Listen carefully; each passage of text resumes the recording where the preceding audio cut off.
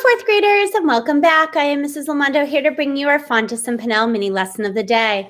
Our last umbrella of lessons really focused on a genre of books called biographies. Remember, biographies are written about someone's life by someone other than that person. Today, we're going to see what the difference between a biography is, which we've already learned about, and a memoir. So let's get started. Today, we're starting at LA U13 Lesson 1. One genre of books is called a memoir. Let's take a look at this video to see if we can gain a better understanding of what a memoir is.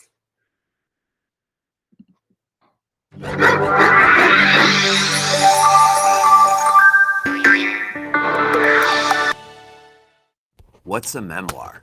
I'll hush 'em up. How would the story of your life read? Would anyone other than your mother want to read it? And if your mother did read it, well, we're sorry you went so soon. A memoir is a book of memories. But what makes it different from a diary? Why does it get its very own word? Well, mostly because it's exhausting to pen one. Memoirs are works of literary nonfiction. They have to be about the writer's real experiences, but sound and feel like literature. In a memoir, the writer gets to be the main character. Talk about your ego trip. Yep, the memoirist has free rein to dwell on his or her thoughts, feelings, and reflections. Who is that handsome devil? It's the writer's party, and he'll cry if he wants to. And then he'll describe his crying in vivid, painful detail.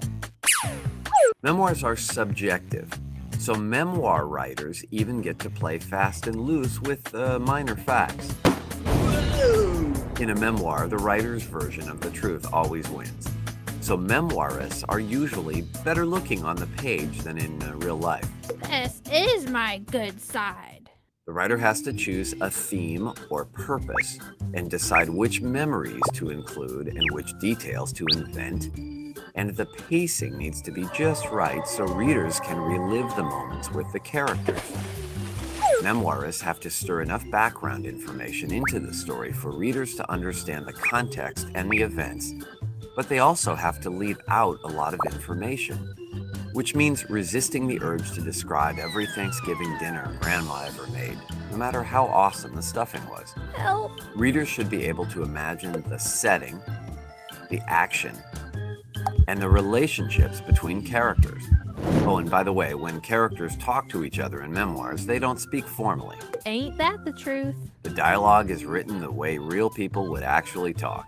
So put down the red pen and stop worrying so much about all the improper grammar. Give me them there red pen. Once all is said and done, the memoirist gets to decide how to leave the readers, which could even mean abandoning them to show that life isn't fair. Harsh, yeah, but in a well-written memoir, readers should learn something about life with a capital L, not just about the writer's brief stay on planet Earth. So what's a memoir? A memoir is blood, sweat, tears, and ink. You provide the blood, sweat, and tears. Ink sold separately.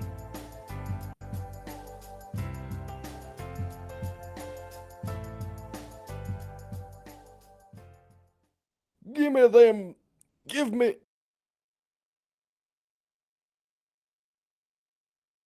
Wow, so I think right away we can see the difference between a biography and a memoir.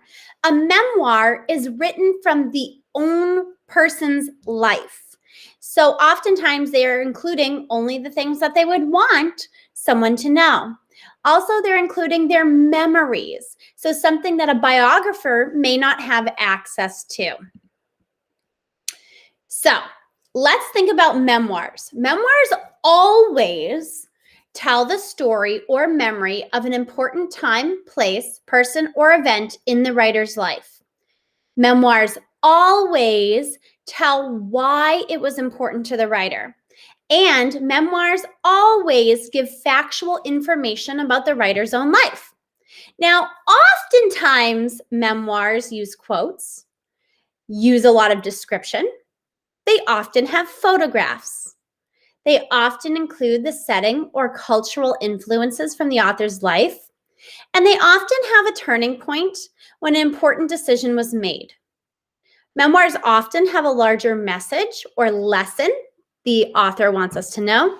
And it's almost always written in the first person. So when we read a memoir, we would see, I remember walking a mile each way to school in the snow.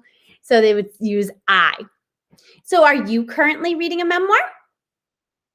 How do you know if it is a memoir? Remember, a memoir is always written by the person it is about.